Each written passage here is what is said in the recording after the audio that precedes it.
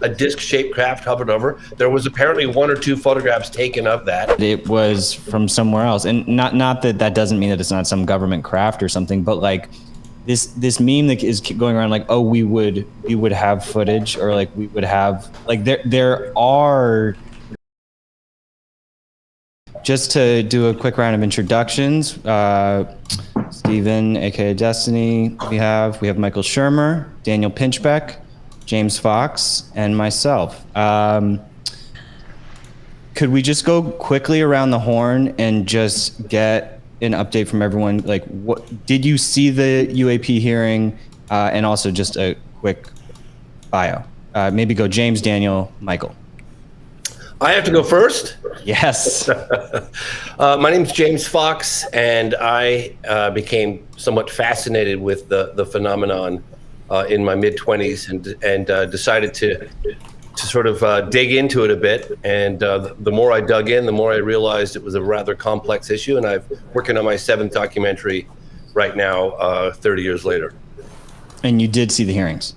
Oh, so sorry. Yes, oh, yes. I watched the hearings very closely. Daniel? Yeah, my name is Daniel Pinchback. I'm the author of Breaking Open the Head, a book on psychedelic shamanism, 2012, The Return of Quetzalcoatl, that was on the prophecies of various ancient and indigenous cultures. I also wrote a short book, The Occult Control System, looking at the UFO, alien abduction phenomenon. I'm at a conference in Costa Rica, so I didn't really have the opportunity to watch a lot of it. I watched a little bit, then I watched some highlights, and I've been following the story, obviously, all along. Your microphone is a little soft. Is there anything to... I can't do too much. I can just move the thing closer to my face. Oh, okay. Am I the only one having a hard time hearing him? He's decent. I can hear him. It's acceptable enough. Michael, who are you? I am the publisher, Michael Shermer, publisher of this magazine, Skeptic Magazine. It's the quarterly publication of the Skeptic Society. We investigate all sorts of claims of the paranormal and supernatural and cults and conspiracies, and UFOs, alien abductions, UAPs have long been in our wheelhouse since we started in '92. So the UAP phenomenon today is nothing new for us. We've been following this beat for a long time. Of course, I watched the whole 2 hours. And it fulfilled all my predictions that we would get nothing new. That is to say, the witnesses would repeat what they've been saying in the media and on podcasts. And I suppose the only value of it is that at least they did it under oath. And now maybe somebody, perhaps as high as Marco Rubio, will actually get in there to these locations where Grush said they are actually hiding this spacecraft and alien bodies. Okay, let's go. Let's check it out. So although I'm skeptical that we're being visited by aliens, it would be amazing and terrific and wonderful if we were and we had evidence for it. But I haven't seen any evidence yet. And eyewitness testimony is just the start. We actually, in science, need physical evidence, clear, unmistakable evidence. Did you watch, Stephen? Whoops, sorry. I caught a couple highlights. I saw that non-human biologics line, and there were a couple more, but I was mainly looking through articles for anything concrete, and it seems like nothing concrete has come out yet, so, yeah. I think what's concrete is that names were named, but unfortunately, we peasants don't get access to those names. Only certain members of Congress and various insiders, and so... he says that he gave a whole list of military contractors' locations and names, which is real. I mean, it's like that. He submitted it to the Inspector General. So we'll see, I guess. Yeah. what they do. Exactly. Right. Yeah. I've got a prediction. Please. I think one of the things that both Mr. Shermer and I have in common is that we're both going to be out of a job soon. Why? What do you mean? I mean, if they actually disclose... You're no longer going to be able to debunk them, and I'm going to no longer try to prove them. So I don't want to debunk them. I just want to know what's true. And people say, what would you do in Skeptic? I think I'll set my sights on, like, I don't know, maybe climate change issues or something. I'm working on the transition already. You're working on trans. What? A transition. Transit. That's different. Yeah. No, I would just simply publish on the cover of Skeptic magazine. They're real. We were wrong. I mean, Yeah, there's nothing. I've never there's nothing- interpreted. I've never interpreted you, Michael, as like Sorry. skeptic for the sake of skeptic. Yeah, that's right, because that's not a rational position to take. Skepticism is just asking for the evidence and adjusting your credence in the claim by the evidence. That's it. And, so far we just haven't seen anything. The equivalent of the Chinese spy balloon. That's my latest take on this. What would it take to convince you that these UAPs are real? Chinese spy balloon. When that story first broke, it wasn't clear what was going on. The photos were kind of blurry, taken far away. All right, what is this? And then within a few days, we had clear and unmistakable high-resolution photographs. Jets scrambled up there, took videos and photographs. You could clearly see what it was. And then the State Department, the Department of Defense, the President of the United States, all media covered it every day for the whole week. And then, the jets shoot it down. You can see the Navy ship scraping up the debris off the ocean. End of story. I mean, everybody knows that the Chinese spy balloon is real. Nobody's asking for the credentials of the pilots that saw the Chinese spy balloon. It doesn't matter what the credentials are. We can see it, right? So that's what it would take, something like that. And then that would end it. We would know for sure. Ooh, what's that sound? What sound? Some sound just went kind of nuts. I think somebody's doing a load of laundry right now.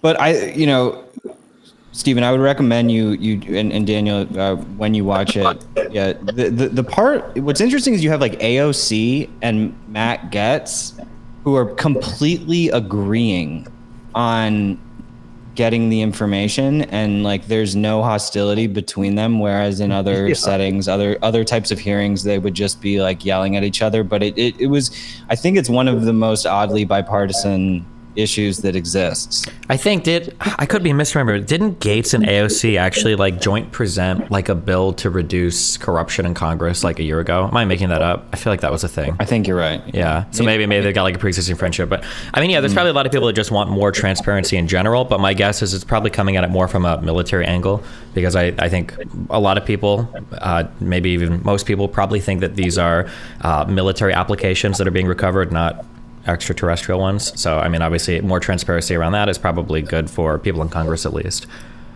One of the things that always frustrates me is you've got two options right now. And first of all, saying what someone encounters, like David Fravor, and jumping to extraterrestrial immediately is just not. I agree with Michael Shermer on that, but for Michael Shermer to say there's nothing but anecdotal evidence when you've got radar returns, 4 sets of eyeballs, you've got FLIR footage of this Tic Tac object, also, like, that's not just anecdotal. I mean, they pretty much got everything except for shooting the thing down, right?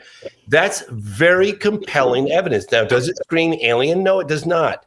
But it does exhibit a technology that we can't seem to explain.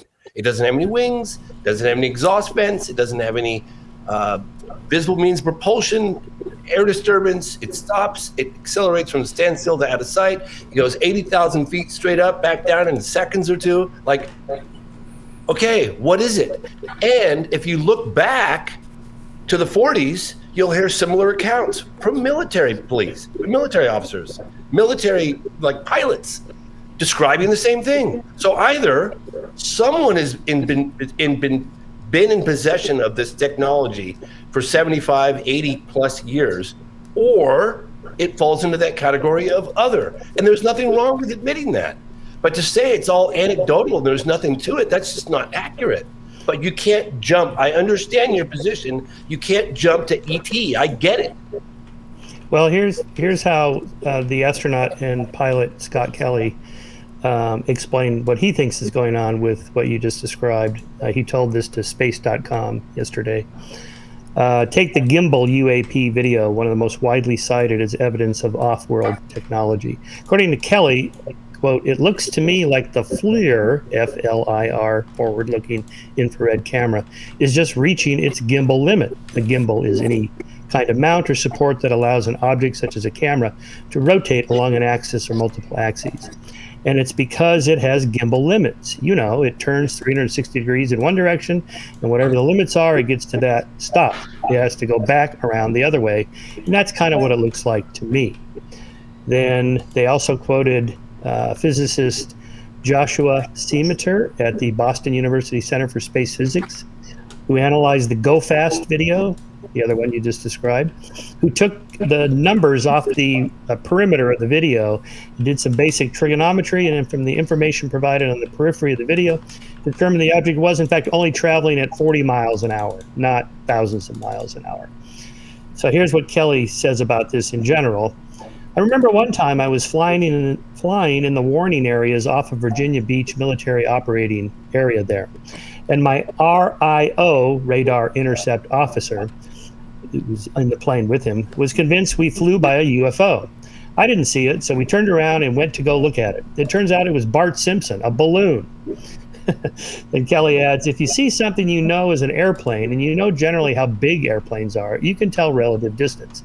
But when you have no reference points, whether it's in a plane or flying over the water, it's just really an environment that's really prone to optical illusions. And then he told the story when he was commanding the when he was commanding the space shuttle, and they had serviced the International Space Station, and now they were away from it. Anyway, his fellow astronaut said, "Oh, we left a tool and an instrument in the cargo bay. Look, you could see it floating there in the cargo bay." So they had this long discussion. Well, we got to go get it. Oh my gosh, how did this happen? And so on. And it turns out it was the International Space Station that was 80 miles away that they thought was in the cargo bay of the space shuttle. His point being, it's hard to tell what's going on, how big things are, how fast they're moving, how far away they are, and so on, when you don't have reference points. And his credentials are as good as great. Can I say something, please? Because I'm boiling over with frustration right now. This is the same argument, it's the same nonsense that's been going on for 80 years. Okay, so the United States Air Force investigated 12,618 cases, okay? Out of which 701 remained unexplained, not because of a lack of data, but because of a lack of any kind of conventional explanation. So what I'm saying is, yes, you are right. The vast majority of these things have a prosaic explanation. We don't give a shit about those ones. What about David Fravor? Give me an explanation to that one. What about the Colonel William T. Coleman, who had an up-close, 9-minute-long encounter with a flying saucer while piloting a B-25 bomber? Explain that one to me. Like, these are the ones that we care about. It's 5%, 10%, and I'm sorry to be frustrated, but Michael, like, I get it. I get that the vast majority of these things can be explained. We don't care about those. We don't care about weather balloons. We've been hearing about weather balloons since 1947. Chinese balloons, weather balloons, misidentified aircraft, weather phenomenon. Yes, it's all there. But we're talking about a small core that just can't. And that's what we care about. And that's where we have our sights. I think the problem is that, like, if you've got some 10, 20, 30, 100,000 events, chances are there are always going to be a few that, for whatever reason, defy explanation. And I think it's fair to ask questions about, like, well, what are these things, or what could be causing these things?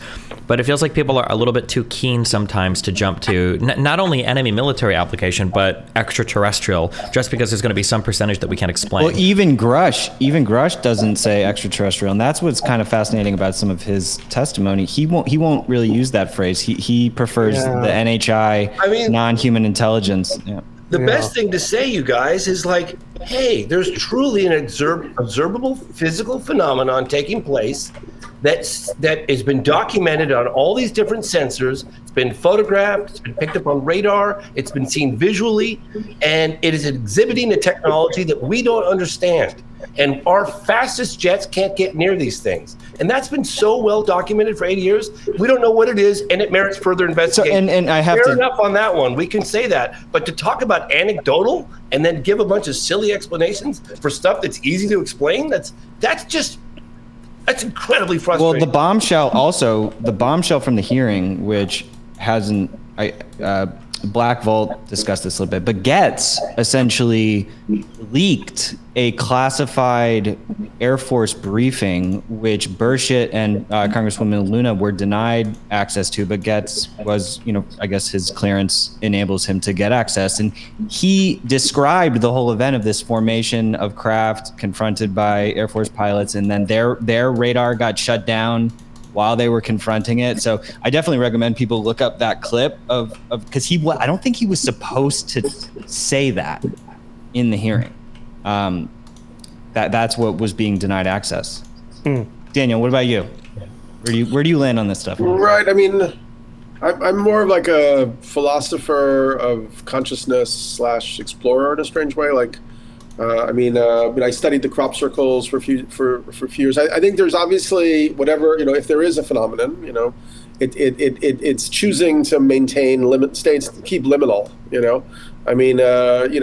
If it's absurd to think that we wouldn't know more at this point in some literal way. On the other hand, there is a phenomenon. So I think it's almost like it's hard for me to speak in this type of group setting in a way, because I would have to back up and talk about analytic idealism and this idea that maybe, we're not living in a material and physical universe, we're living in a universe of consciousness, and this is also what a lot of the people who got into this phenomenon, like, Jacques Vallée and so on, began to understand. I had a number of weird experiences, like studying like the Greys, so on, like, sort of telepathic weird experiences. I've had various sightings on sort of UFOs, or at least like giant globes of light that were like hanging over, campsites in Utah and so on.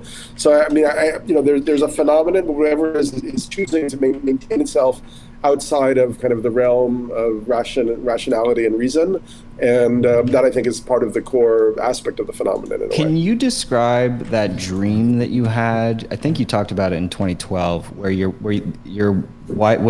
partner woke up? Yeah, you have a great memory. So when I was exploring the crop circles, which we could talk about a little bit, but then I got interested in the whole alien abduction saga, and I started studying that in depth. They began to sort of infiltrate in my dreams. And one night I had a dream where and I was really studying my dreams then. I was doing all these like Tibetan like dream yoga practices. So in the dream, we met like an alien group, and there was this alien woman commander, and at a certain point, she opened my mouth with one of her hands, and she put her fingers into my mouth with her other hand, and I did the same thing with her. Then I woke up from the dream, and it's like, that was super creepy and weird. What the hell was that? And my partner, in deep sleep, turned over and opened my mouth with one of her hands and put her finger in my mouth with her other hand. Whoa. So I got a lot of experiences like that, where there was some kind of like crossing over, the psychic framework seemed kind of permeable. And also, like, the more I studied it, the more there were kind of like creepy, like, noises at night, like hummings, kind of like I felt like I was, by focusing on this thing, I was like sort of bringing it into my frame of reference in a way. And it was like lurking at the edges, So, yeah, I don't know. It's just like, I think we get trapped in this, and I know particularly when it comes to like the military and this type of hearing, this evidence-based search for something, somehow I don't think it's ever going to reveal itself like that. I don't think there's going to be a big reveal here where it's like, oh, we've got the craft and the alien bodies. I just don't see it going like that. I think it's almost like Schrodinger's cat or something. It's something that, has in its nature, this part of its nature is this like liminality, in a way. Yeah, I love that. That's like Jung's book on UFOs. Exactly. I think there's something to that, really. It's the living in the liminal stages, as you put it, interstices of human society. I think that's probably true, but the UAP group, they're not comfortable with that anymore than telling Christians that the resurrection is mythologically true but didn't really happen. That they're not buying that. It had to really happen. And for UAP people, this is not mythic. It is, we are actually being visited by aliens, or the Russians or Chinese have some super advanced physics that we don't know about, something like that. Isn't it insane the language they're putting into the NDAA though? I mean, James, can you talk about some of this language? There's like a whole lexicon around it with. Well, this is, I read this before, but this is the part of the UAP amendment. And this was signed into law at the end of 2022. But this is, I mean, they were on to something then, and that is any activity or program by a department or agency of the federal government or contractor of such a department or agency related to unidentified anomalous phenomenon, including with respect to material retrieval, material analysis, reverse engineering, research and development, detection and tracking, development or operational testing. I mean, it's like they kind of saw this coming, and then they got the protections with the individuals making unauthorized disclosures shall not be subject to a non-disclosure agreement entered into by the individual or makes the disclosure. So they knew there were people queuing up in the intelligence agencies that want the general public to know what's going on, that want to reveal where the evidence is. And I think we saw a couple of days ago the culmination of that. And the claims made by Mr. Grush are so potentially paradigm shifting, so significant, that we have to call his bluff. We have to follow every lead, every breadcrumb. I'm told by some intel folks that I'm in touch with that there are firsthand witnesses watching to see how things go for David Grush, and they're on the verge of coming forward, and they know exactly where these programs are taking place and where these crafts are being kept. Does anyone happen to know why the whistleblower laws we have on the books won't protect these eyewitnesses? Or why they think it won't? I don't know. There's a process. I think they have to go to because I just talked to an intel guy yesterday who's about to go to the ICIG and start that process. And once you go through that process, it has to be approved. Then the parameters of what they can share publicly will be approved, and then they've got this protection. And I know a couple of them that are doing that now. I think it's not that existing whistleblower protection laws would be at all helpful, but I think that people want more explicit types of protections related to, just with more explicit language. I think that they need to go even further, to be honest.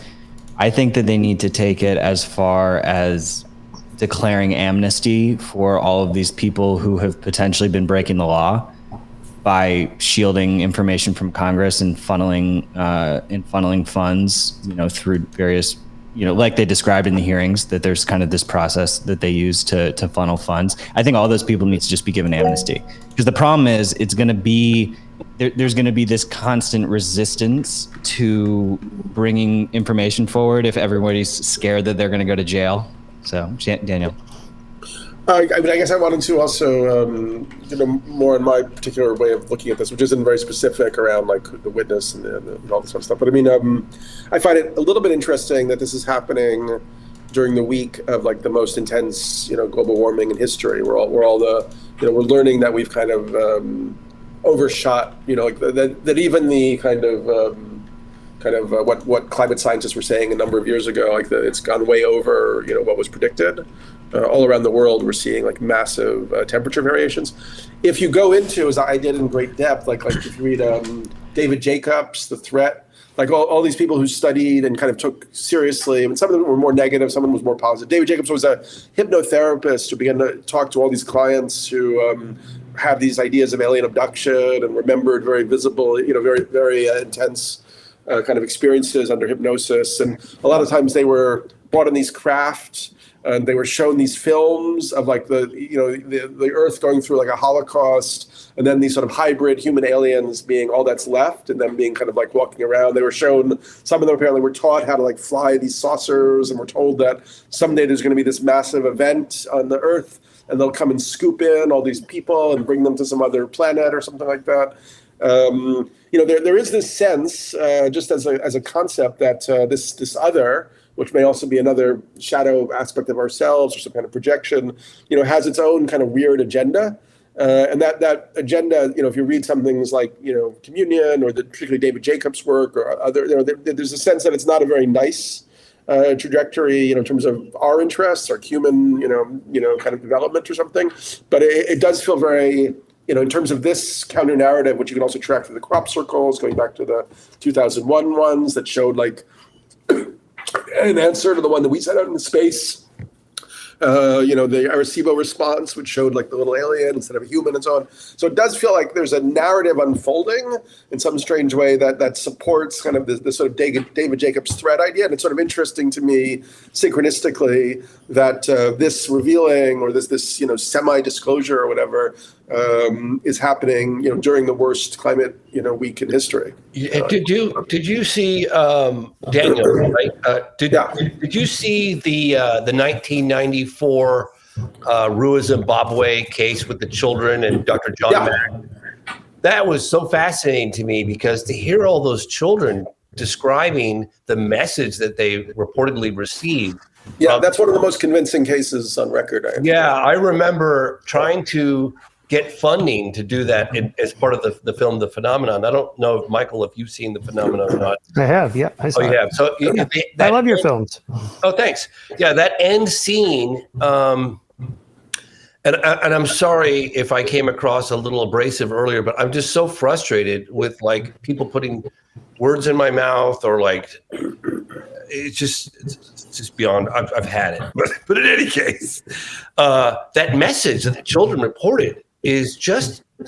I remember trying to talk my then investor into flying all these witnesses in, finding them, hunting them down, paying for. I think there's a film happening around those kids, actually. Yeah, Ariel School. I was working with Randall Nickerson at the time as well, but and I actually heard about the case, believe it or not, from Steven Spielberg. And but the message they got was also around protect the earth. Yeah, that we're not being good stewards, and we're not, But what I was going to say about it is that I was trying to get funding from this potential investor, and he's like, I'm not going to waste a dime on a UFO landing in Africa, at a school in Africa. No way did that happen. It can't be. Therefore, it isn't. And I said, just look at the tapes of the children being interviewed, like that John Mack took. And so I showed those tapes to this investor, and he was deeply moved, and he changed his course on it. And that's how we ultimately got the funding, and with the help of Randall Nickerson, found the witnesses, flew them in from all different corners of the world, and got them to talk about it 20 years later. Yeah, I mean, a common idea in sort of, kind of like the more like psychedelic edge of thinking about this phenomena is that, rather than it being sort of extraterrestrial, there's some like physical other planet, maybe it's more interdimensional.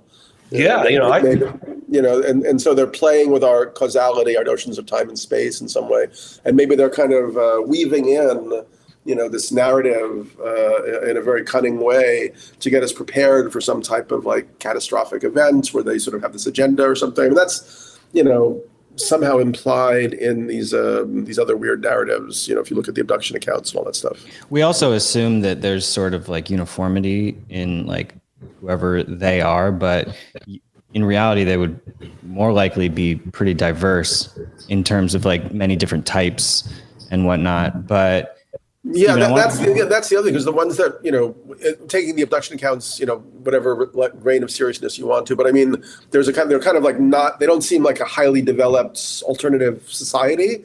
They like have no culture whatsoever. They're living in this sort of like empty space. They're like void beings. They're like demons or something. Well, that's the funny thing. It's because like they're so advanced, but yet they're crashing all the time. Well, they're obviously not crashing all the time. If they are crashing, if we have recovered alien ships and EBEs, I would be quite certain that they did that on purpose to build some kind of rapport with us. I mean, if that's real, which, quote unquote real, whatever quote unquote real Daniel, is. what if I love all this take on it, but what if the they is us, like religion? Sure, the gods are real inside people's heads, but not out there, and that they have real effects on people's lives and society and cultures and so on. Yeah, I mean, a book that I really heartily recommend is this book by this guy Patrick Harper called The Philosopher's Secret Fire, and he talks about even this idea of literality and kind of the dualistic logic of a real and a non-real that we have is not something you find in a lot of indigenous societies, and they may have actually had different types of experiences. Their reality may have allowed for more permeable psychic effects and so on. So yeah, I mean, we may have over concretized our way of understanding or being in reality, and that may be feeding back negative feedback loops on us in some strange ways. Yeah. Does anybody know how old the Wandjina art? I guess it was. They were described as the Wandjina from the Aboriginals in Australia. I want to say 5,000 years ago on cave walls. Has anybody seen those? I'm not sure about those. So I was in Africa investigating that alleged landing at Ruism at Ariel School, and the now headmistress Judy Bates had kept the drawings from the children of what they saw. And so I had it fresh in my head, and I went from Africa to Australia, and I investigated a landing case in Australia, again at a school, Westall Primary School in 1966. And while I was there, I was sharing some of this imagery of the so-called, beings that the children described and drew. And the Australians were like, oh my gosh, you got to see the Wandjina and the cave part that's 5,000 years old. And they were showing them to me, and the parallels. How do you spell Wandjina? I'll give it a look up. Wandjina, I think it's Wangjina, I think. Okay. Anyway, it was quite remarkable. These big eyes, sort of almond shaped. It was quite remarkable that just the similarities. I just find it fascinating that this topic, it's like when you compare it to like typical culture war type topics, it's like it exists outside, and then there's this anomaly where like, okay, yeah, everybody wants transparency, and we're all just sitting here twiddling our thumbs waiting for transparency. And luckily there's some politicians who are starting to put legislation for transparency together. But like, Stephen, I'm curious how like you see that, because you seem sort of like non-passionate about this issue. I feel like there are a lot of I don't want to call them logical or common sense questions, because those are stupid terms. But I guess like the biggest questions I always have come down to, there's a very human constructed question. Like, if somebody could travel faster than light, the idea of them not being able to navigate in our atmosphere and crashing seems a little bit absurd to me. If they were trying to communicate with us in some way, I feel like there are a bajillion ways better that they could communicate with us than crashing obscure spacecraft and hoping some governments procure the right things and then disseminate that information in the best way. That just seems like crop circles. Yeah, or crop circles. Yeah, I can make a counter argument if you want. Yeah, go for it. You don't want to, sure. Well, I'll say real quick. A third thing too would be that I oh god, I had a third thing, but I lost it. Go for it. Yeah. Well, I mean, I think the crop circles are a genius method of communication. I mean, also, remembering that I think it's somehow my experience of it was that it's almost like a teaching, on the nature of reality and the nature of consciousness itself, even in terms of causality, because it's extremely difficult to determine. Well, but what have we learned from a crop circle? Well, I mean, I wrote about 100 pages of it in this 2012 book. I tried to formalize it. I mean, I think they're indicating a number of things. Can you give me one of those things? Yeah, well, what is the relationship between ancient esoteric knowledge systems and modern scientific discoveries? So, for instance, a lot of them use fractals, which are also based on like phi-based ratios. There was Gerald Hawkins was a professor of astronomy from Boston University who was looking at the earlier formations, and he found kind of new Euclidean paradigms that Euclid had never discovered and no human geometer had ever found. And he created a contest in a science magazine for people could help find these patterns they weren't able to. I'll challenge you on those things. I can take a lot of mushrooms and see fractals. I don't need crop circles for that. I don't think we've actually gleaned knowledge from, or I've never heard of in fields of math, physics, chemistry. I've never heard of somebody saying there was a problem in science or there was a problem with quantum mechanics, but the crop circle unlocked this answer for us. I don't know if that view is supported by anybody.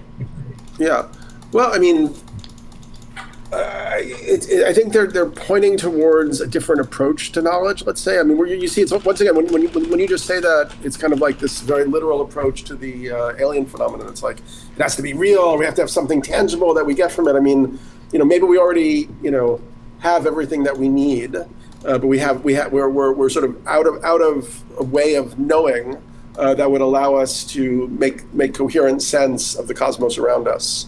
So understanding the relationship between ancient geometry, kind of esoteric uses of ancient geometry and modern, scientific understandings of fractals, which were only discovered in 1979, right, with the Mandelbrot set.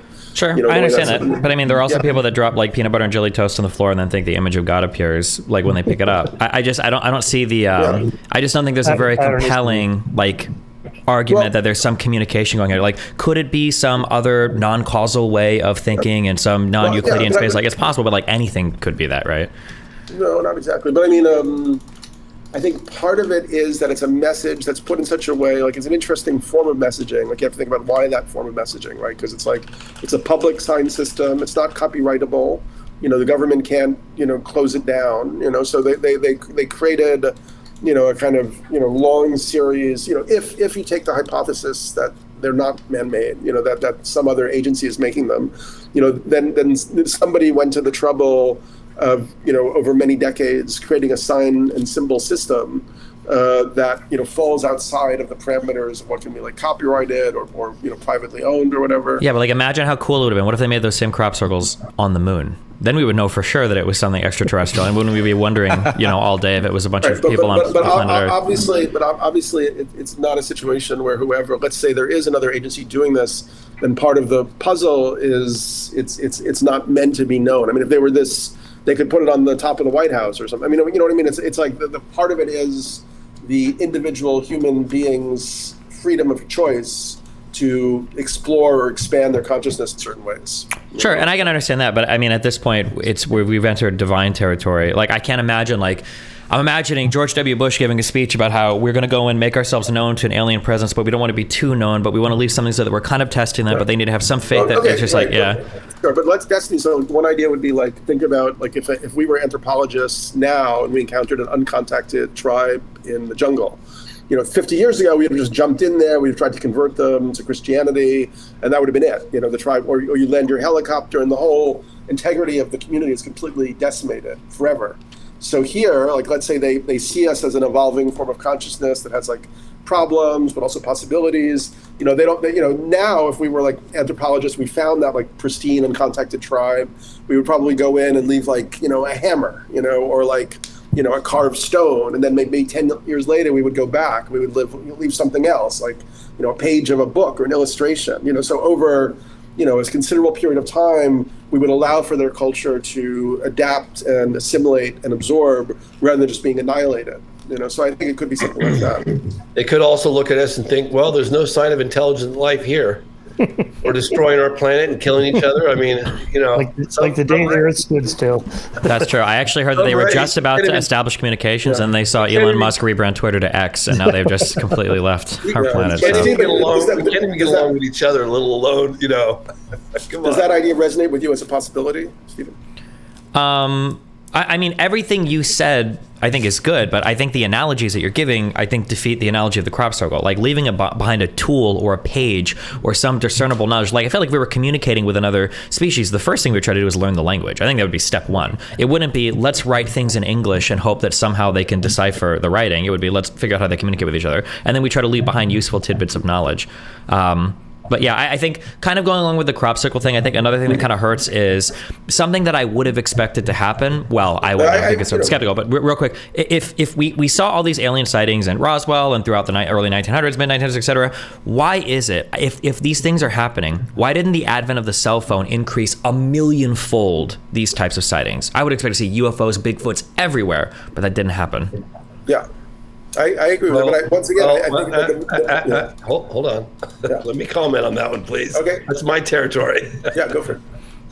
There are so many images. It's flooded with images. I get 20 images from cell phones hourly, okay? The problem is deciphering it. They're so much easier to fake nowadays. You don't know what's real and what's not. And unless you have a mass sighting, which there have been some, if you had another event like the 1997 Phoenix, Arizona case, March 13th, today, we would have lots of footage, okay? So obviously we're waiting for an event like that to take place. We had the event at O'Hare Airport in 2006, I believe that was, where it hovered, according to witnesses, a disc-shaped craft hovered over. There was apparently 1 or 2 photographs taken of that from one of the United Airlines pilots, but that's yet to reveal itself. So the problem is there's so much of it. It's just hard to prove one way or the other. Do you know what I mean? Like it'd be a full. Yeah, but the cream would rise to the top very quickly, right? So I have right now in my possession in that studio behind you, probably 6 hours of the most incredible footage I've ever seen in my life. That's going to go into my next film. Okay, I kind of call it eye candy, and I've got a production facility in Hollywood. This is stuff I collected all over. I have a production facility in Hollywood that's going to analyze it for me and break it down and do their best to determine if it seems to come from, software or if it's legitimate. And that's the best I can do. So to answer your question, there is lots of footage. I have footage right now that's crystal clear, broad daylight of a disc flying overhead. It's so unbelievable.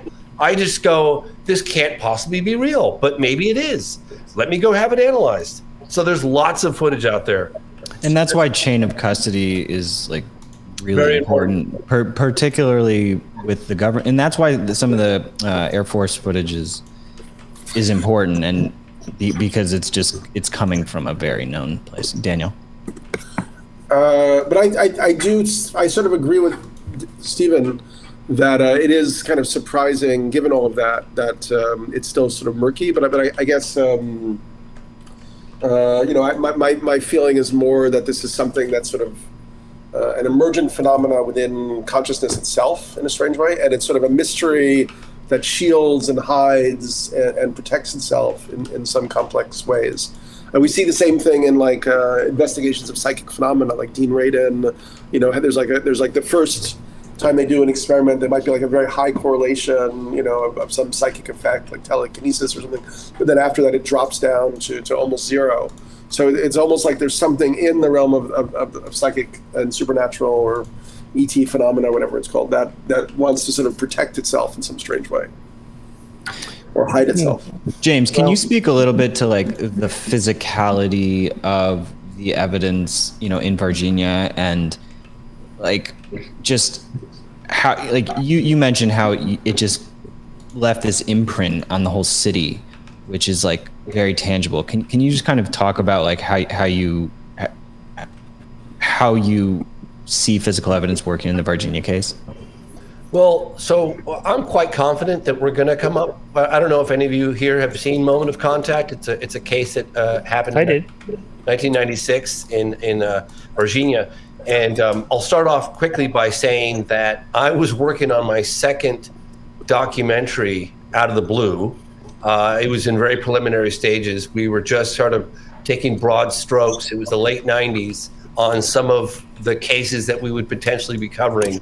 And I partnered up with a couple of people. One was this guy, Boris, and for my second time. And another guy was a British reporter by the name of Tim Coleman. Very bright guy, articulate, private school educated, mainstream journalist. And he said, hey, I'll remind you guys that I was working on my second UFO documentary, okay? So obviously I believe in UFOs. And this guy says, the guy that I just recently teamed up with, oh, mate, we've got to cover this alleged crash that happened in Varginha, Brazil. I looked at him, what? He said, yeah, and the aliens were walking through the town, and they got, and I thought to myself, okay, I just partnered with the wrong guy. I'm going to have to just this guy's nuts. And I didn't look into it for 10 years, but I'll fast forward. I did actually start looking into it on a trip to Brazil back in 2011, and I started meeting some witnesses, and I thought, oh, maybe there is something here. And then I went back 5 times, and spanning the better part of 12 years. And it's in the culture of the town. I mean, the population, I think, of Varginha was like over 100,000, and almost everyone you talk to either knows someone who had an experience or had an experience themselves. They've got statues in the town. It's quite remarkable. Something truly extraordinary took place in Varginha, Brazil. And I think that obviously we all want the photographic evidence. I've identified 5 different sources. We're going after it. But when that comes out, and I'm sure it will, It's just a matter of time. That will be debunked, of course, right? Because it can't be. It's like if you had the definitive piece of videotaped evidence. I mean, there were very compelling photographs taken in the 40s and 50s. Very good, broad daylight, crystal clear. But that would prove if you said this is a legitimate picture, that would prove it's real. So the footage of the alleged aliens is probably going to come out, and when it does, it too will be debunked. Yeah. By the vast majority. Yeah, it's so true. I mean, even with we're trying to go after it anyway. Yeah, and with the Phoenix Lights, I mean, certainly something was there. You can see it. That's even on the old cameras back then. And the governor, Fife Symington, fully he thinks that it was from somewhere else. And not that doesn't mean that it's not some government craft or something, but like this meme that is going around like, oh, we would have footage, or like we would have, like there are dozens and dozens of super credible pieces of media about it. And I mean, James, you would probably say far more than that, but yeah, I mean, I investigated that sighting in the 90s, and I was going back and forth to Phoenix for 10 years. I covered it in several films. I developed a relationship. I was the one that got Fife Symington, the former governor of Arizona, to come forward. And to my absolute astonishment, he admitted on camera for the first time that he too was a witness. And then he made the determination, just because of the sheer size of this object, that he's also a captain. He was a captain in the Air Force. He's a pilot. That it was otherworldly just because of the size, and that he made inquiries to the Pentagon, Luke Air Force Base, DOD, and they shrugged their shoulders and told him they don't know what it was. I just feel like everybody needs to pause for a second in the country and, even world, arguably, because of this hearing just happened and like these explosive allegations. Like, let's just stop with all of the other culture war nonsense and just get to the bottom of this and get, go to the facilities that Grush is talking about. Michael, maybe they can take you with them. And, well, I'd love to go, but because it's really frustrating that it like passes over and you see, it's like, okay, it happened and people sort of forget about it. I know people are still working on it really hard, but it's just I can imagine a scenario like the following. Say somebody like Marco Rubio gets access to these facilities. He goes in there and they show him, and it's some super advanced DARPA project, the equivalent of the U-2 spy plane or the SR-71 Blackbird or the stealth bomber or something like that, whatever the next generation is. And he goes, oh, I see, this is ours. And it's highly classified, top secret. Of course, you can't go out there and tell everybody what you saw, because then the Russians and Chinese will know what we have. Oh, yeah, okay. So then he comes back and goes, well, I checked it out, folks, and there was nothing for me to report. Now, of course, this is just going to frustrate everybody, but what if it's just that? What if it's just our own technology? No, that's not what's going to happen. I'll tell you what's going to happen. Rubio has met with firsthand witnesses. I know that for a fact. Yeah, he said so. Yeah, so I knew that before he even said so. Okay. So Rubio knows they cannot leave these claims. They have to follow up all the way through with this. I realized for the first time in 30 years, this is one of the reasons why I had tears flowing down my face, because I've been laughed at and mocked and ridiculed, and I held my ground for all this time, is that I realized they cannot put the paste back in the tube this time. Who's the they? Well, there are people that don't want this out, I can assure you. Well, actually, in terms of who's they, I mean, Grush alleged in the hearing that there was a group of sort of a hybrid group of government, lifetime bureaucrats and private corporation executives. That was the allegation in the Let's say, hearing. wait, here's a really good question. Let's say that's true. Let's look at the incentives. Why would Russia or China or North Korea or Iran, that does cyber, warfare against us all the time, why wouldn't they be exposing this to make the U.S. look bad? Exposing totally. What? The first country to expose it is going to be. When you say expose it, what are you talking about? Expose that people in the United States government or private sector are, trying to cover up a story of this magnitude from the public. Well, so they're doing the same thing in their countries. How do I know that? Well, I've been there. I went to Russia, I went to China, I went to Africa, I went to South America, all across Europe. I met with generals in all those places, except for Africa. And the problem is, and this is something that people just don't realize, you can't admit when you're in charge, you're the power, you're supposed to be in control, that you have unidentified objects whizzing around with impunity in our airspace, and that shall they turn out to be hostile, you have no visible means of defense against them. You don't know who they are, where they come from, what they want.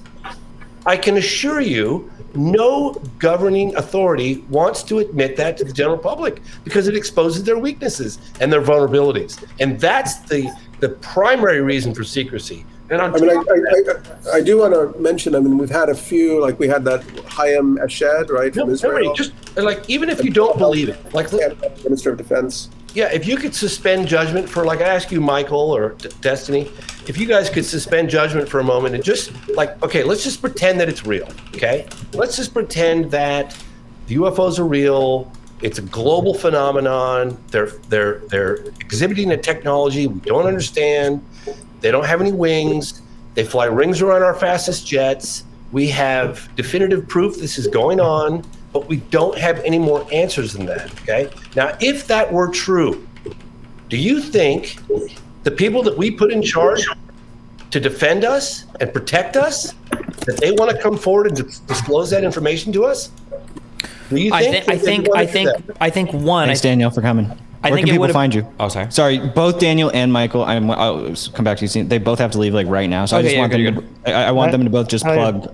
I have 2 minutes. Okay, All right, go for it. Daniel, where can people find you?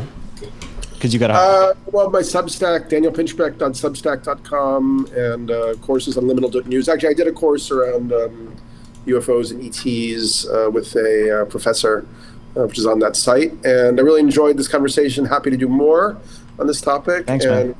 Great to meet everybody. And also my email is daniel.pinchback@gmail.com if anybody wants to stay in touch. Bye, Daniel. Ciao, ciao. Bye. Have fun. Michael. Just a few final thoughts, kind of reflecting on the whole thing. Because we deal with so many different controversial topics in Skeptic, there's always this, what's called the problem of residuals. That is, there's always a residual of unexplained phenomenon in any field, not just UFOs and UAPs, but physics. Why can we not unify, quantum physics and general relativity? And there's all these anomalies, and so these string theory. People fight amongst themselves. And I spent 4 hours on Joe Rogan's show with Graham Hancock, and he's got a laundry list of these unexplained anomalies. If you go to the Great Pyramid, and there's the Sphinx, and there's this weathering that geologists can't explain on the one side, could be older, and so on. And he's got 100 like that. And when you look into them, archaeologists can't always explain them. So what do you do with the unexplained anomalies? And I could go on and on. RFK Jr. talks about anomalies in the vaccine system, or climate skeptics say, "Oh no, the data set that the climate scientists use is flawed because of this anomaly or that." All right, so we're always going to have to live with these anomalies, and in science, that's just the way it goes. No theory explains everything. All we can do is just kind of hope we get the model we have explains the most phenomenon, recognizing we can't explain everything, and we just have to continue. Now, it could be the whole paradigm is wrong. The theory of evolution doesn't explain everything, Darwinian, neo-Darwinian, and so on and so forth. But there's always somebody out there going, hey, what about this one thing right there? You Darwinians can't explain that. And it's like, yeah, okay, well, then you come up with something better. And, that's just sort of how it goes. And we just have to live with that. And the whole point of the hearings, was to try to close up as many of those anomalies as we can. But I'm not at all convinced that this will shut the door. If, the Tic Tac video, it turns out it was X. There's always going to be 100 others. James has 1,000 in his back pocket there. Yeah, but what about this one? And we may have to just live with that uncertainty. That's just the way it goes. Yeah, I agree. Everything won't always be able to be explained. Like, we're going to find bones that we can't identify. We're going to find things that are going to be impossible to date. And yeah, those will accumulate over time. But I think rather than, The problem I have is that instead of putting a question mark over things, people always want to put it all kind of in one box, basically. That there's 10 unidentified things, and every single unidentified thing is actually getting you closer to some other truth that actually has zero evidence for it, because the only evidence for this other thing are all the things in the question mark box, which don't point in a particular direction, in my opinion. Yep, good point. All right, bye, everybody. Bye, Michael. Thanks for coming. Okay, bye-bye. Bye. Michael's didn't he say he's gonna do the front cover of his magazine? They're here, or we've got him. What was that? Yeah, he wants to.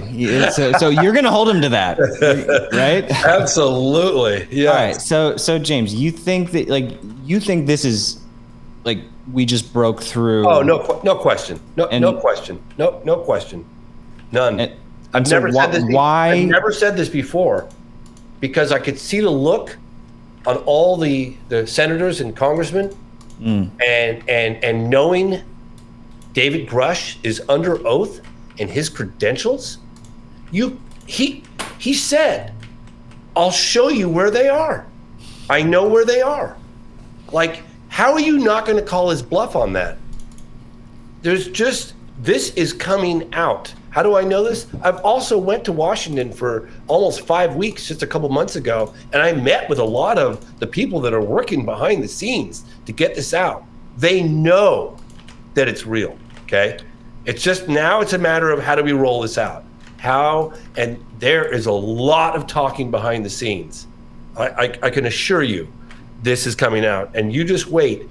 When some high-resolution satellite imagery leaks out, that will be happening. First-hand witnesses are going to come forward. That will be happening. They can't put the genie back in the bottle, man. This is coming out. And because he was under oath and he stated that he submitted names of individuals that are actively working in these special access programs, it would be so easy for them, if he's lying or wrong, to prove that he was wrong and completely ruin his reputation. So it's like they should just do that. Like, they either have to destroy Grush's reputation somehow, which they haven't done yet, or they need to, tell us what happened when they. What do you do though if they are at the area where they go and they investigate and it's like, this is the SR 79XX, and like I can't reveal anything, and then you're just back at square one, right? Where it's like, well, I mean, at this point they have to tell us if it's secret tech. I mean, that's not going to happen. They would never do that. Yeah. The I'd say Intelligence Community Inspector General Thomas Monheim. That's the guy right now the media needs to be going after. We need to get statements from him. He was provided the locations, the names of the programs, the people directly involved with the programs, the first-hand witnesses of the programs, and it's only a matter of time until we get statements from him.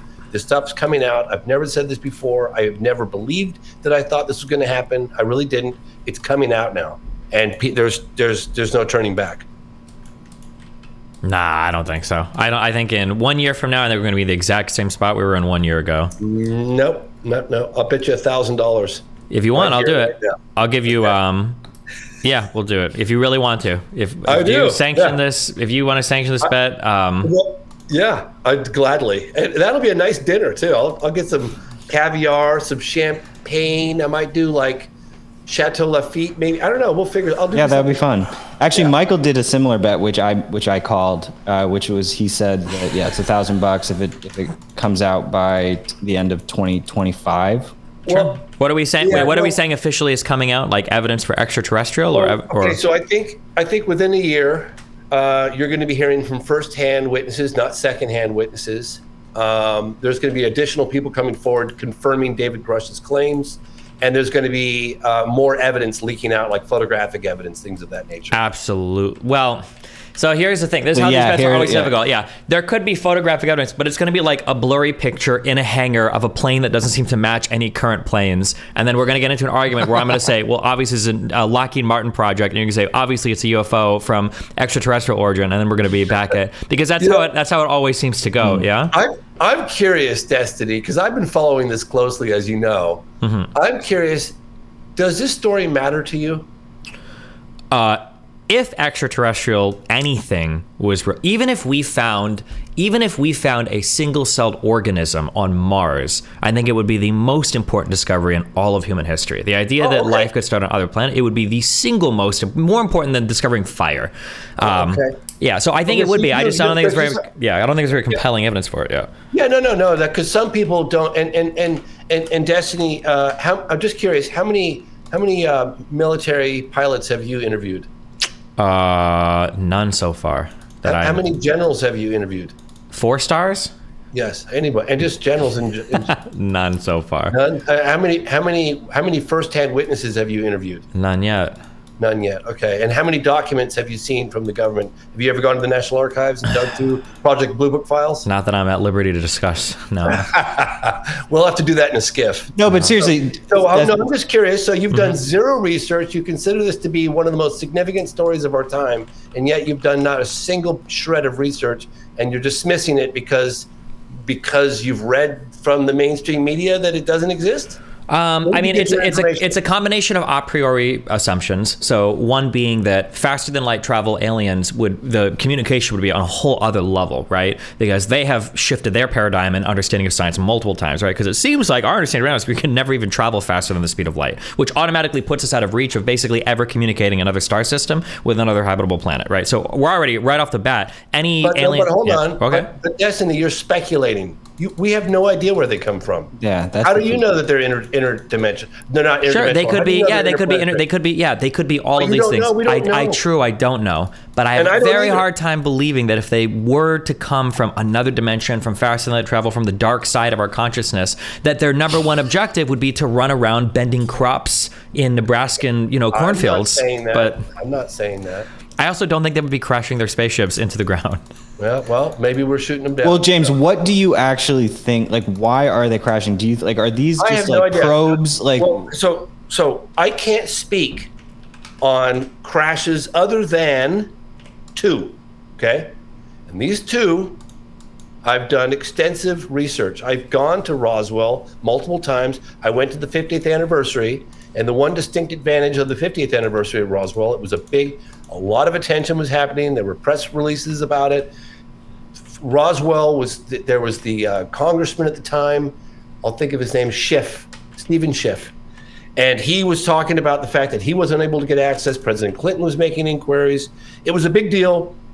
And the reason why I want to say this is because I went there and I got to meet a number of firsthand witnesses in Roswell. It was that golden period where they were all just about to die. And I got to talk to them, and I got to meet the people that handled the debris in their hands. I got to meet people that were at the crash site. I got to meet people that were involved in the story. It was amazing.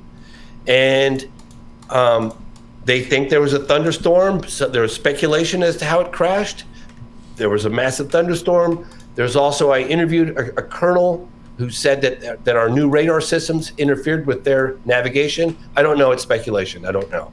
But that was a very compelling case. Then the other case I did was the Varginha case. And the witnesses, and I'm just telling you what the witnesses said, I don't know, I wasn't there. But they said that this cigar-shaped object had a gash in the side of it. Now, how did it get that gash? They all said the same thing. It had a gash and it had this weird white vapor coming out of it. And it was an aluminum cigar-shaped object that was in distress for hours before it collided with the ground. How did it get that gash? Did a meteor hit it? Did it get struck by something from us? I don't know. But according to the witnesses, it had a gash. So you can only speculate after that. So I don't know, and I don't know where they came from. I just don't have those answers. But I can tell you that the military themselves did the classification of close encounters of the first, second, and third kind decades and decades and decades ago. In other words, they've established a classification system for different encounters. Close encounter of the first kind is when someone has a close encounter with an object they can't explain, right? UFO.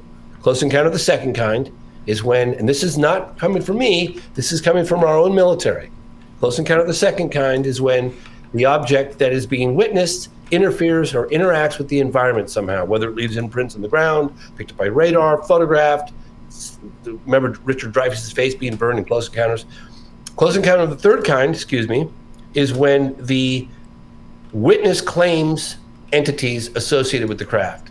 So that was established from reports back in the as early as the 1950s.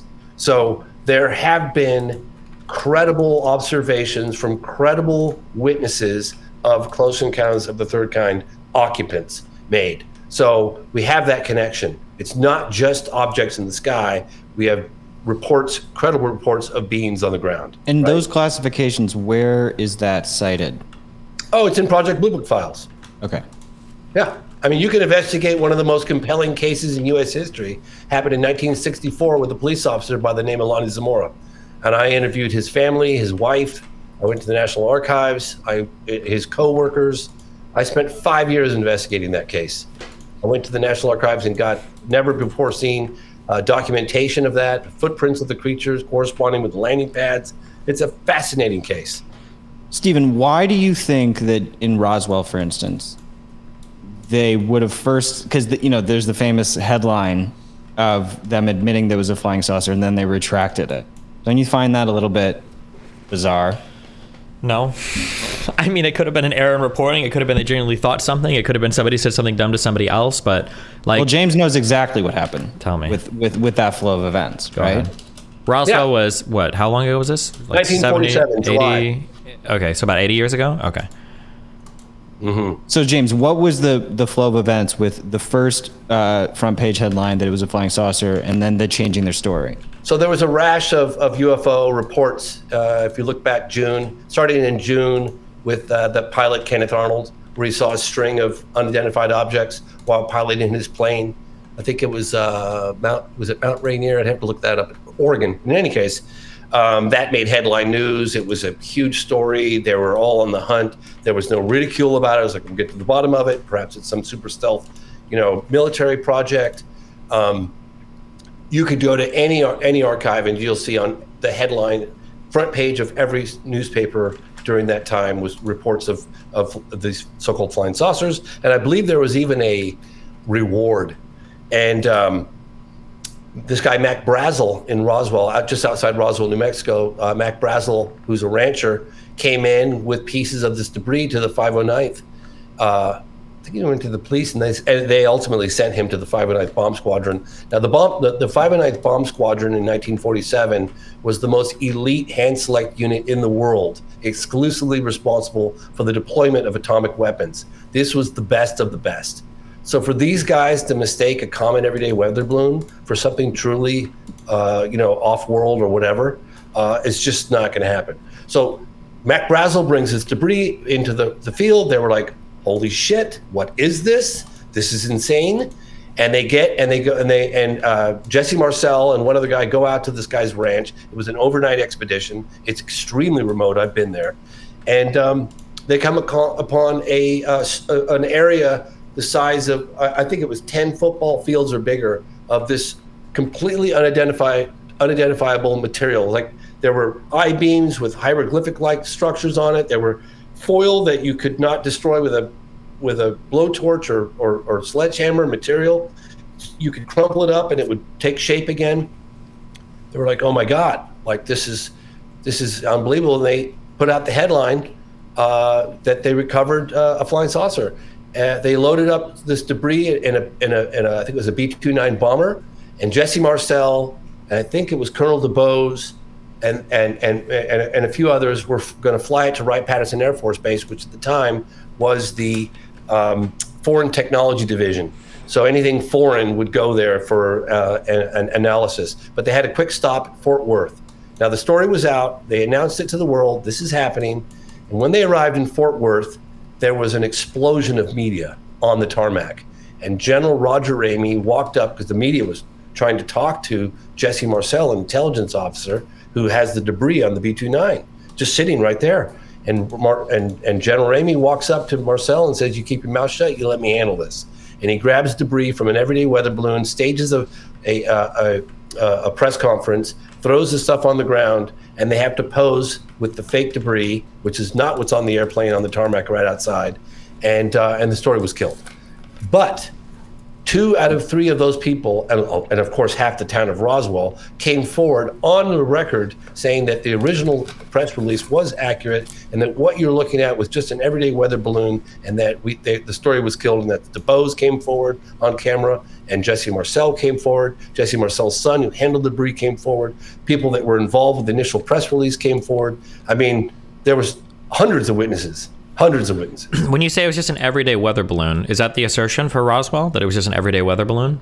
Well, now they say it's Project Mogul, but Project Mogul at the time was exactly the same weather balloon, just a bunch of them strung together. There was nothing exotic about Project Mogul at the time. Now later, 10 years later, there was a different neoprene or some other material. But at the time, Project Mogul was exactly the same weather balloon that you're looking at on the floor, except it was a bunch of them tied together. And then what is the exotic material that we believe was recovered from the Roswell incident? Well, it was like I was explaining earlier, you've got material that it's foil-like. Jesse described it as you could hold it in your hand, you couldn't feel it. It was so light. And you could crumple it up and it would magically take form again. But then there were these weird like I-beams and with like purple I-beams with like hieroglyphics and so like what have we done with that? We have had 80 years to analyze that. Why aren't we making this material? I don't know. I don't know what we've done with it. I have no idea. But I did interview a colonel. He's been somewhat a controversial figure. His name is I've got his book actually right here, which I got. It's called The Day After Roswell. Philip Corso. He claims to have seen the bodies. There was a book that came out in '97. It was rushed to print because of all the circus around the 50th anniversary of Roswell, and there were some discrepancies in the book. And based on those discrepancies that were done from his publisher or co-producer, this guy Bill Burns, they've kind of tried to debunk him. But apparently he saw the bodies, and he claims, I don't know for sure, he claims that some of this was seeded into different companies that developed the technology, and it led to, so I'm just telling you what he claims. I don't know this to be fact. I don't know. But he claims that it was microchips and super tenacity fibers and things of that nature that made their way into the general public. But again, I don't know. I really don't know. Yeah. Okay, well. But there's a lot more to Roswell than one might expect. And I could go on and on about the witnesses, but what the official explanation contradicts every single firsthand witness that I've met and heard on camera. I just find it interesting, Stephen, that you haven't wanted to go down this rabbit hole super deep, because you like to go down certain rabbit holes, but for some reason not this one. Is that like why? Obviously everyone has their own thing, but I mean, there's a concept called God of the Gaps, where there are some atheists will argue that religious people basically use God to fill in gaps in human knowledge. As the gaps close, God's explanation for things becomes narrower and narrower until he's only explaining the things that can never be proven by science.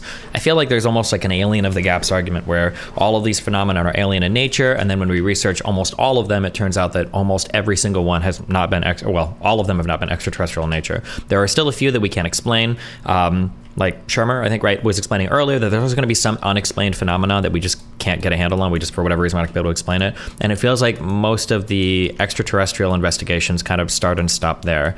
Like the idea that we've had for 80 years some extraterrestrial material in our possession, and we haven't been able to break it down, analyze it, rebuild it. No other country in the world has called us out on it. No Edward Snowden leaks. No Donald Trump gets into the presidency and asks questions about it and figures out what's going on. No private corporation, no academic institution, no foreign government's intelligence. Nobody has tried. But that's not true. You see, what you're doing right now.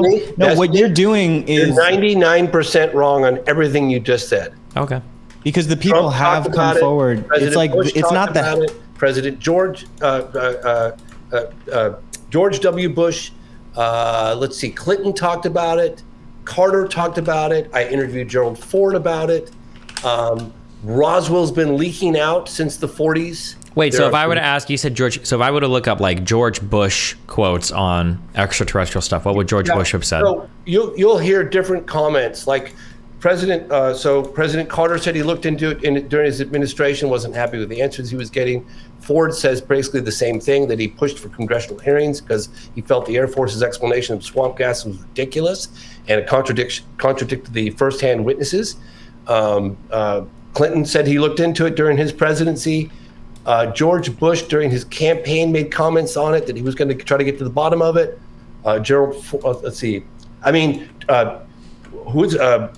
Trump talked about it.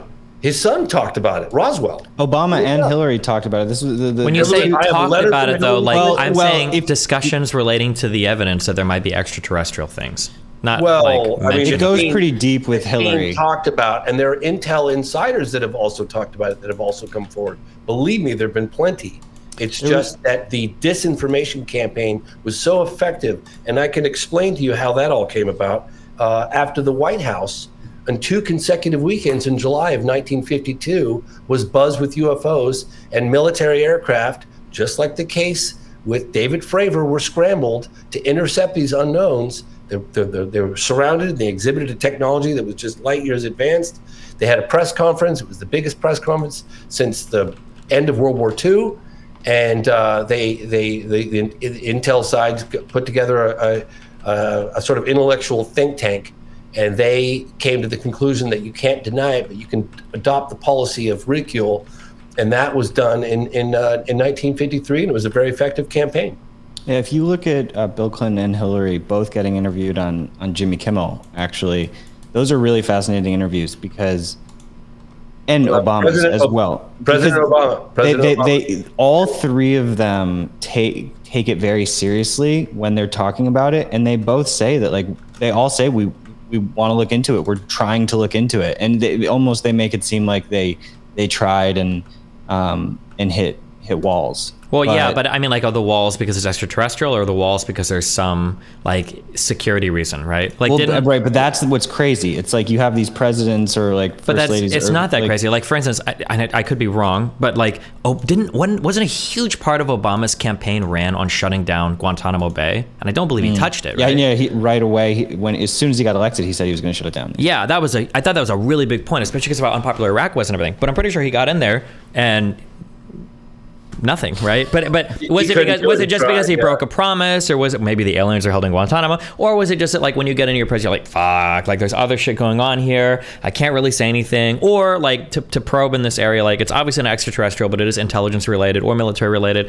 and these applications can't really be discussed publicly, right? Like that could be just as plausible an explanation, and it's happened with other things too. So. Well, Destiny, I gave you the primary reason for secrecy, and I remember interviewing one of the intellectual heavyweights on the topic, Jacques Vallée, quite some time ago. Mm-hmm. And I said, because I was always baffled, like, why would any governing body cover up what could be the biggest discovery of our time? It didn't make any sense to me. I was like, why? Why?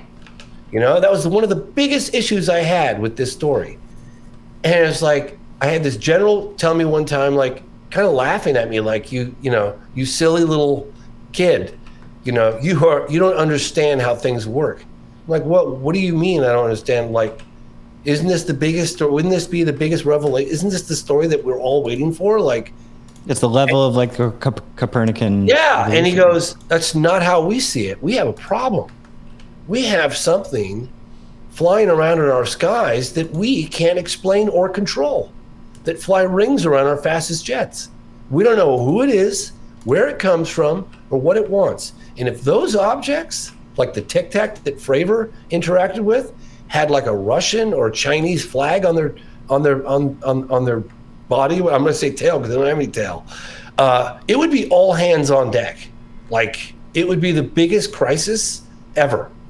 And so that's, people want to know why the secrecy. Well, that is a huge reason why the secrecy. It's more of a question of what they don't know than what they know. Do you think that society would freak out if they came out and told us, Stephen? Yeah, but I feel like it would be in the best way. But Like I feel like we do. It's kind of a sad facet of humankind, but we do really well when we have something to unite against. So I feel like an alien presence would be a pretty good way to bring the world together to solve some problems. You know? Have you? I don't know if you guys have read. You must have. If you're in this area, you've read Ender's Game, right? I haven't actually. Oh no. I've had it in my book. You I guys had it in my talk book. about I had it in my research. Have you ever bookshelf. read Ender's Game? No, but I'm Is it science fiction? yeah, or- yeah. I'm it's half I don't joking. read science fiction. Sure. I'm half, My life is science fiction. okay. I'm glad you made the joke. No, I'm just kidding. Okay, but I was gonna say in Ender's Game, the that's kind of the part of the whole first book is once they found aliens, all of Earth unites. But like as soon as the aliens are defeated, everybody's looking at turning on each other again. So no, I think that some kind of shared event like that would be a phenomenal experience, or it would cause all of Earth to collapse in itself because every conspiracy theorist, every Nostradamus worshiper, every religion would suddenly collapse in on itself and people would go crazy. So you know, who knows? But it would be really interesting. I'll say that. Well, wasn't it nice, you guys, to see the Democrats and Republicans working together during that? I don't think Destiny. You say you saw little tidbits of the congressional hearings. Yeah, I saw the one. I know that people freaked out over the non-biologics one, where I don't remember who was asking the questions, but they were asking them over and over again, like, "What did you see? What was it? Was there extraterrestrial?" When you follow up, watch the AOC clip. I think it's interesting, like how seriously she's taking it with the private contractors, because she's been on oversight committees that have like already experienced and witnessed military contractor abuse. So like that's the area that she's really focused on, and it's pretty refreshing. I was really refreshed to see the two. Like, thank God, please. Is that what it takes? UAP, UFOs to get us to work together? Like, can we put down our differences and focus on a common goal? Like, can we focus on what matters to us, we the people? Apart from the outcome of like whatever it is, even just uncovering the misappropriation of funds in the Pentagon, and I mean, like that is such a huge story. If there's, funds being siphoned out on like a mass scale, and that's why the Pentagon keeps failing their audits. Like for the past, decade, they can never pass an audit. So, wait, I thought the reason why is because you can't audit into the Pentagon for obvious reasons. No, I'm pretty sure that they have to report their financials. I'd have to look this up again, but because people say that a lot, but they do. It's a little bit of. You guys are making me realize I should have plugged in my mic. Sorry. You sound fine. Okay. Well, I've got a mic with a popper stopper, but it's got a USB. I need to get the converter because my new laptop doesn't have a USB connection. So dude, I'm dealing with the exact same stuff. You have to get like the splitter for all of the USB-Cs. Yeah. Exactly. Yeah. I've just been lazy, but I got to do that because you guys sound so good, and I'm sure my audio is terrible compared to you. I mean, I'm looking at a CNBC 2021 why the Pentagon failed another audit. I mean, wait, who wrote? What was that? What? It's just CNBC why the Pentagon failed another audit. It's from 2 years ago, so it's I don't know exactly what it's talking about, but. Yeah, I'm sorry, I'm just reading, and I could be wrong. This is something I briefly got before, but I'm just reading one paragraph of an NPR story in 2021. Despite having trillions of dollars in assets and receiving hundreds of billions in federal dollars annually, the department has never detailed its assets and liabilities in a given year. For the past 3 financial years, the Defense Department's audit has resulted in a disclaimer of opinion, meaning the auditor didn't get enough accounting records to form an assessment. So my understanding was like the failure of the audit wasn't that like trillions of dollars are going missing. It's that they're not able to complete that audit as much as they want, as much as they'd like. Well, it's unknown if it's missing. Maybe Yeah, it's basically, not.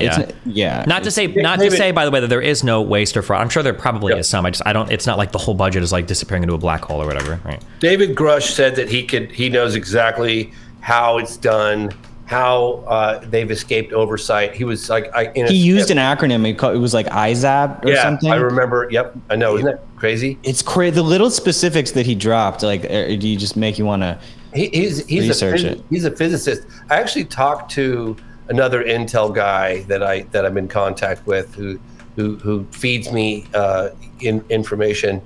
Someone that I actually tracked down and begged for the better part of 20 years to get him to meet with me.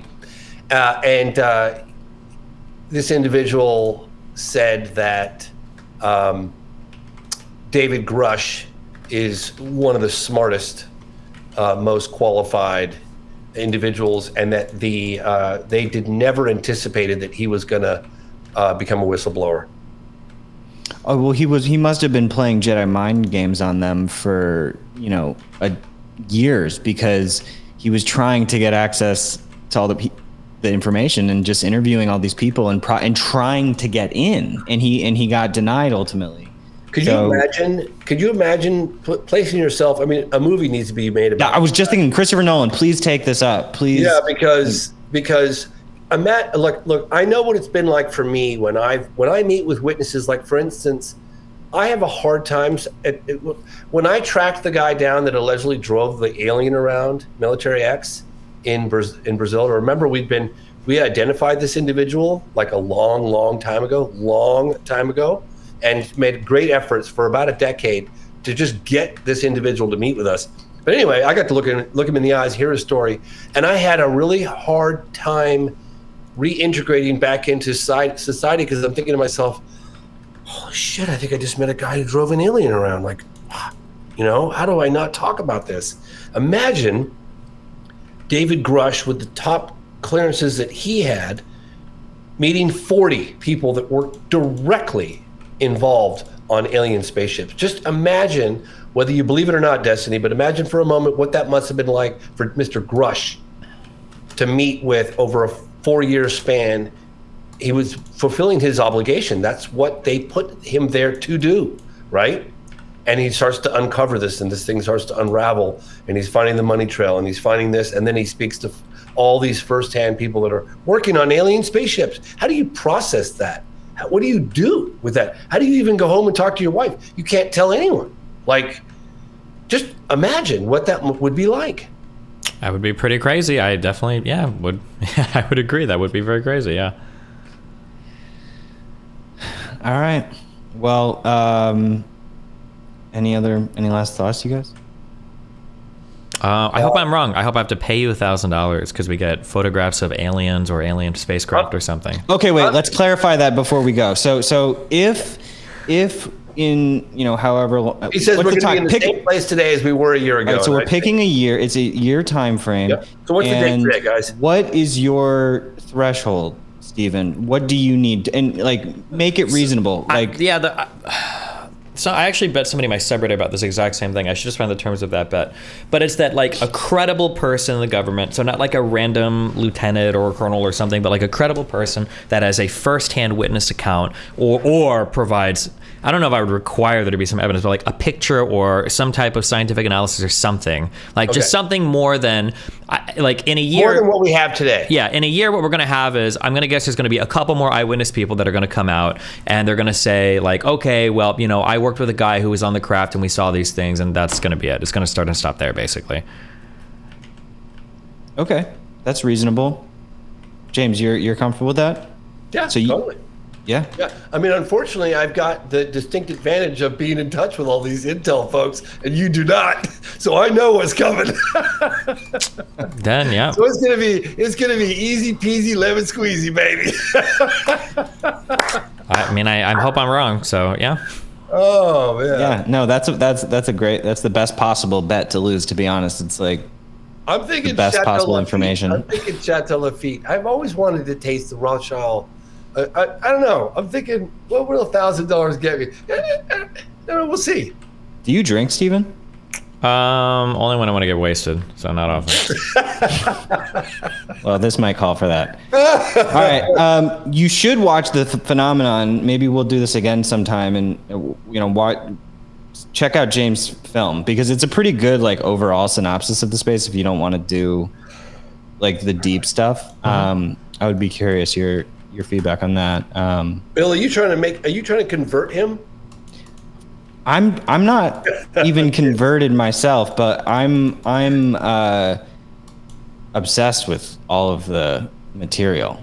I don't get involved with any case ever and believe it.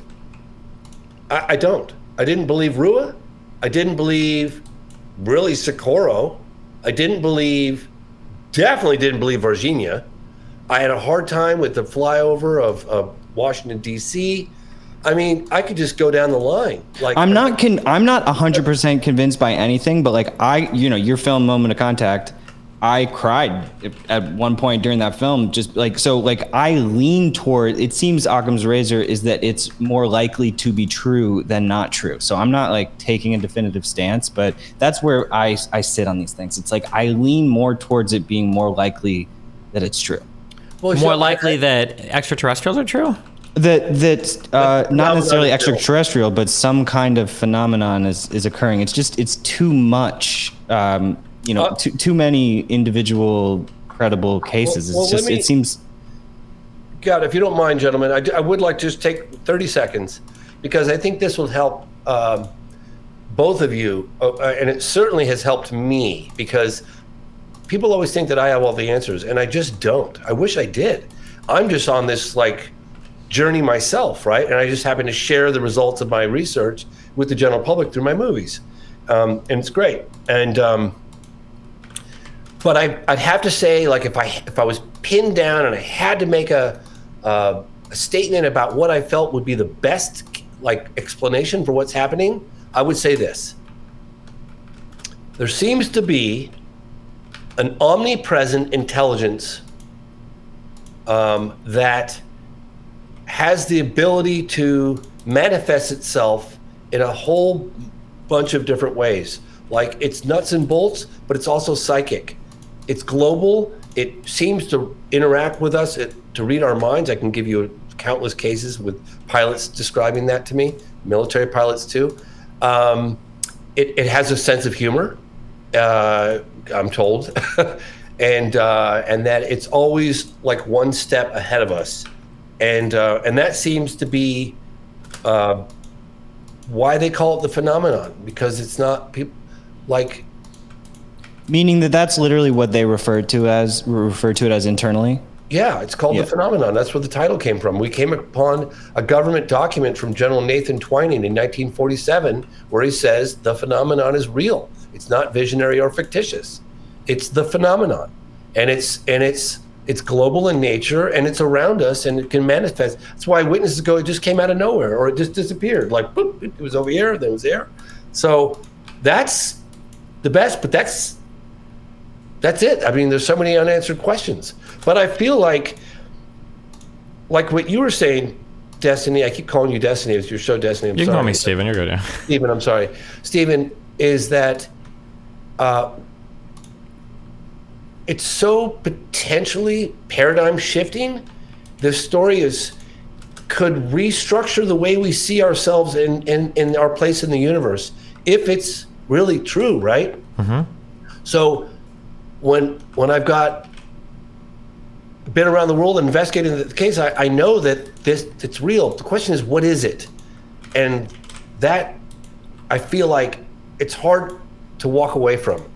That's how I approach it too. It seems like the base issue, like even regardless of what the outcome is, so many sub issues become resolved by this issue getting taken care of. That's why I focus on it, because it just seems like the implications of it hit everything. So to not be giving it more attention seems like a little bit just backwards. Yeah, it's like, if true, it's the biggest story of our time, right? The biggest story, no question. I think everyone could like agree with that, and I'm convinced it is. So there we go. I can't walk away from it. Cool. Thanks for coming, James. Where can people find you? Well, I'm at James C. Fox on Twitter. It's my primary. I mean, that's what I do run that account myself. Other people run my Instagram and other things, but the Twitter for the most part is all me, 99% me. So at James C. Fox, and you can check out The Phenomenon for free on Tubi. You can check out Moment of Contact for free on Tubi. If you don't want the commercials, you can pay a couple bucks on Amazon or iTunes. If you do buy it, I recommend you get it from Vimeo or iTunes, because it comes with 2 hours of bonus material for the same price. And people always go, why didn't you tell me that? I bought it on Amazon and I got nothing. So I always let people know that. Cool, man. Yeah, anyone find me, minds.com/Ottman. And yeah, thanks for having us, Steven. Yeah, thanks, Steven. Appreciate it. Fun chat. I'll see you soon. Yeah. Peace, dude. Peace out.